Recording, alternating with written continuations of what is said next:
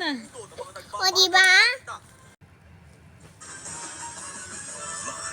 Mula sa ABS-CBN News Center, Manila, ito ang TV Patrol Weekend!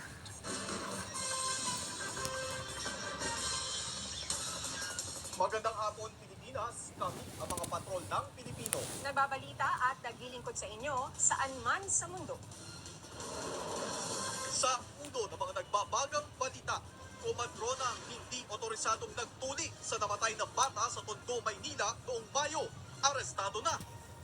Na magkatrabaho muli. Pamilya, simulan natin ang balitaan sa pagkahuli. Dahil unti-unti na nilang nakukuha ang hustisya. Nagpapatrol, Jessie Cruzat. No, sana masaya po siya ngayon na nakakita po namin yung hostisya. Sana po magtuloy-tuloy na po. Bahagyang gumaan ang loob ni Marjorie San Agustin nang mabalita ang nahuli na ng mga otoridad ang kumadro ng hindi otorisadong nagtuli sa pumanaw niyang 10 taong gulang na anak na si Mac Nathan Agustin. Just like this day. Inaresto ng mga tauhan ng Manila Police District ang kumadrona sa Balong-Tondo, Maynila noong Huwebes. Sa visa ng warrant of arrest na inilabas nitong Hulyo. Lumabas ang autopsiya nang itinurok na anesthesia ng kumadrona noong tuliin si Mac Nathan ang ikinamatay ng bata noong May 17. Sobrang saya po ng puso ko na na magbibigyan po ng Wait! anak ko. Like Kaya nga this po sana day. po, hindi na rin po makapag-bail po si Doc. Para po wala na po siyang mabiktimang ibang bata. Sobrang sakit po mawala ng anak, sir. Hindi po talaga ganun kadali. Bagamat nangungulila, positibo si Marjorie na makakamit nila ang hustisya para sa anak. Hindi po ako magpapabayad, sir. Kasi hindi naman po mabubuhay yung anak ko po dun eh. Pagdusaan niya po habang buhay, sir. Panawagan rin siya sa mga magulang na balak magpatuli ng anak.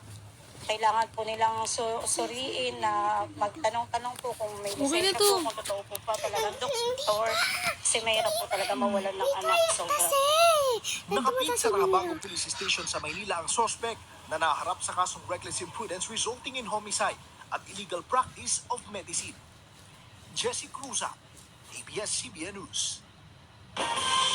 Sa pamilya, lumabas na ang resulta ng otopsiya sa bangkay ng TNBS driver na si Raymond Cabrera. Na-recover ang kanyang labi sa Zaragoza, Nueva Ecija. Kinasuhan na rin sa piskalya ang 3 suspect. Nagpapatrol, Liza Aquino. Dalawang saksak sa dibdib. Ito ang kinamatay ng Transportation Network Vehicle Service o TNVS driver na si Raymond Cabrera base sa autopsy results na lumabas kagabi. Tapos na yung aming autopsy,